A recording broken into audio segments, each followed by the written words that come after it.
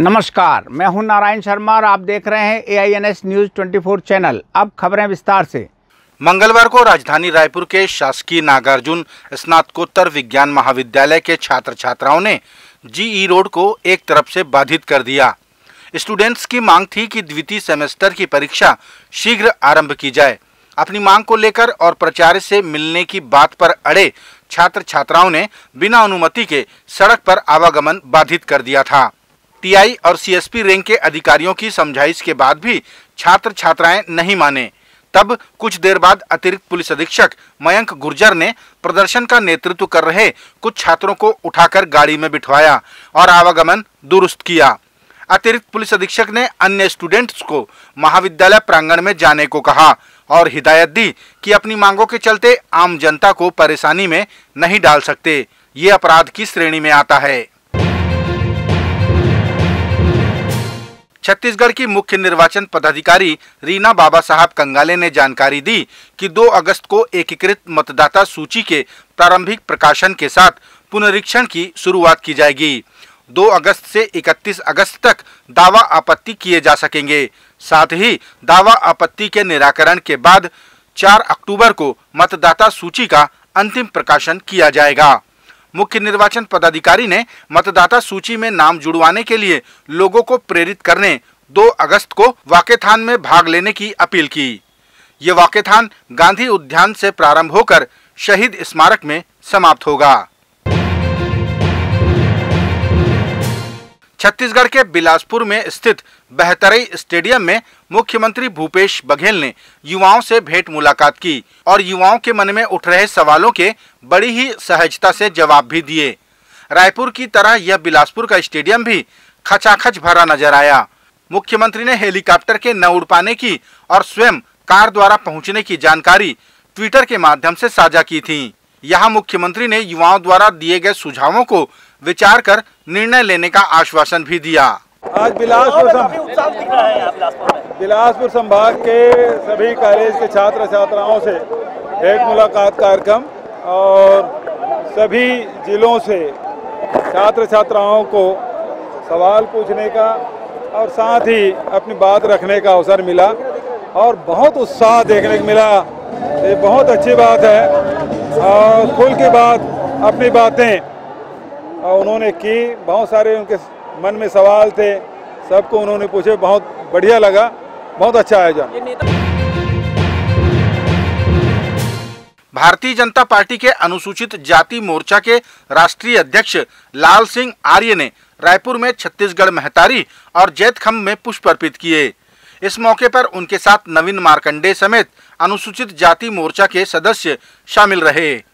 राष्ट्रीय अध्यक्ष लाल सिंह आर्य ने अंबेडकर चौक में मीडिया से कहा कि कांग्रेस पार्टी हमेशा आतंकवाद और धार्मिक सांप्रदायिकता को बढ़ावा देती है। तक की सत्ता में नक्सलवाद बढ़ा है, कांग्रेस की लंबे समय की सत्ता में आतंकवाद बढ़ा है, जगह जगह हिंदुस्तान में बम विस्फोट हुए हैं। ये कांग्रेस और कम्युनिस्ट की नीति यही है, लोगों को जाति के नाम पर, धर्म के नाम पर लड़ाना, लोगों को भ्रम पैदा करके उनसे कुछ भी बुलवाना।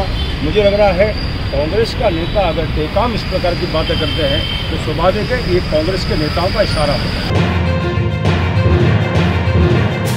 अखिल भारतीय कांग्रेस पार्टी के राष्ट्रीय अध्यक्ष मल्लिकार्जुन खड़गे ने प्रधानमंत्री के ऊपर आरोप लगाए कि वे विपक्ष से मुद्दों पर चर्चा करने सदन में उपस्थित नहीं होते।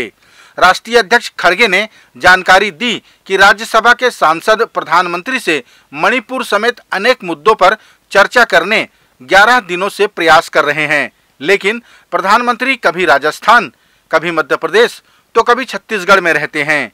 आज तो वे पूना गए हुए हैं। सदन में प्रधानमंत्री आकर बात करने के लिए तैयार नहीं है। वो इलेक्शन प्रचार में है, राजस्थान जा रहे हैं, मध्य प्रदेश जा रहे हैं, छत्तीसगढ़ जा रहे हैं और आज पूना में है। और ऐसी कौन सी बड़ी वहां पर इवेंट है कि पार्लियामेंट छोड़कर वहां पर जाते हैं और अपोजिशन पार्टी के खिलाफ भी बात करते हैं। कहीं भी जाने दो अपोजिशन पार्टी को टोकते हैं। और जो व्यक्ति जो प्रधानमंत्री सदन में रहकर जवाब देने के बजाय ये बाहर जवाब देते हैं, बाहर हमको टीका टिप्पणी करते हैं। अरे भाई, आप सदन में आओ, अपनी बात रखो, हम भी उसको उत्तर देंगे, हम जवाब देंगे। We'll answer to all your questions, but he is going outside and telling. Chhattisgarh के मुख्यमंत्री भूपेश बघेल ने राज्य सेवा आयोग द्वारा भविष्य में आयोजित की जाने वाली बहुविकल्पी परीक्षाओं को लेकर 2 घोषणाएं की। मुख्यमंत्री ने बताया कि अब परीक्षाओं में लिखित परीक्षा परिणाम के साथ वर्गवार कट ऑफ सूची भी जारी की जाएगी। साथ ही इंटरव्यू के अंकों को कम किया जाएगा। ये दोनों ही मांगे राज्य सेवा आयोग के अभ्यर्थियों ने की थी। बता दें कि ये घोषणाएं मुख्यमंत्री ने बिलासपुर में की। छत्तीसगढ़ लोक सेवा आयोग में जो आयोजित की जाने वाली बहुविकल्पी परीक्षाओं में अभ्यर्थियों के मांग पर आयोग द्वारा निर्णय लिया गया है कि आयोग द्वारा भविष्य में आयोजित की जाने वाली परीक्षाओं में अभ्यर्थियों के वर्गवार कट ऑफ सूची लिखित परीक्षा परिणाम के साथ ही जारी की जाएगी। दूसरा, लोक सेवा आयोग द्वारा आयोजित परीक्षाओं में इंटरव्यू के नंबर कम किए जाएंगे। जो इंटरव्यू नंबर दिए जाते हैं वो कम किया जाएगा। ये महत्वपूर्ण 2 घोषणाएं। छत्तीसगढ़ में कृषि विभाग का पदभार ग्रहण करने के बाद मंत्री ताम्रध्वज साहू ने पहली बार कृषि विभाग के अधिकारियों की बैठक ली और महत्वपूर्ण निर्देश दिए। उन्होंने योजनाओं के सरलीकरण पर काम करने को कहा। कृषि मंत्री ने किसानों को समय पर खाद, बीज और सिंचाई के लिए पानी की उपलब्धता सुनिश्चित करने को कहा। साथ ही उद्यानिकी फसलों को बढ़ावा देने के निर्देश भी जारी किए। 2 दिनों पूर्व प्रदेश के मुख्यमंत्री भूपेश बघेल ने अपनी सरकार द्वारा 12 जनजातियों के मात्रात्मक सुधार के बाद उन्हें विशेष पिछड़ी जनजाति में शामिल करने की पहल के लिए केंद्र सरकार से पत्र व्यवहार करना बताया था, जिसे पूर्व मंत्री महेश गागड़ा ने उक्त संशोधन बिल की प्रति साझा करते हुए निराधार कहा। गागड़ा ने कहा कि उक्त विधेयक संख्या 325 संविधान आदेश 2016 में पेश हुआ था और छत्तीसगढ़ में कांग्रेस की सरकार 2018 में बनी, तो फिर मुख्यमंत्री जी किस आधार पर पहल किए जाने की बात कर रहे हैं। 4 जुलाई 2016 को कैबिनेट में पास माननीय मोदी जी सरकार ने किया था और 2016 में ही जब लोकसभा में बिल पेश हो चुका था तो माननीय मुख्यमंत्री जी किस हैसियत से बोल रहे हैं कि आपने 12 जनजातियों के लिए पत्र लिखा था। आप सरासर जनता को झूठ बोल रहे हैं। अब 12 जनजाति जानती भी है। अब भारतीय जनता पार्टी ने उन समाजों को मात्रा त्रुटि करके लाभ देने की कोशिश भी किया, लेकिन आपने उन सबको वंचित करते हुए प्रत्येक पीछे से कुछ लोगों को लगाया और जब स्टे मिला अब उन्होंने लाभ के पद पर उनको आपने नवाजा और साथ ही साथ वर्तमान में विभागीय जो भर्ती है उसमें पदोन्नति पर रोक लगाई है। और जो 12 जो जनजातियां हैं जिनको अब लाभ मिलने जा रहा है, भारतीय जनता पार्टी सरकार ने तत्काल तौर पर उनको स्कूलों में आश्रमों में पढ़ने के लिए छात्रवृत्ति या एडमिशन की सुविधा दी थी, लेकिन आपने सबसे वंचित रखा।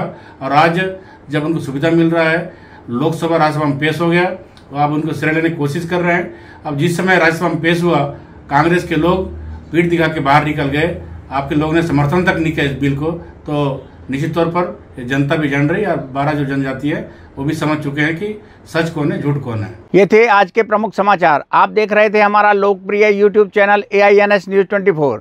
अब हमें इजाज़त दीजिए। कल तक रोजाना की ताज़ा खबरों के लिए आप देखते रहिए हमारे लोकप्रिय यूट्यूब चैनल AINS न्यूज़ 24 को। हमारे यूट्यूब चैनल को लाइक और सब्सक्राइब करना ना भूलें। नमस्कार।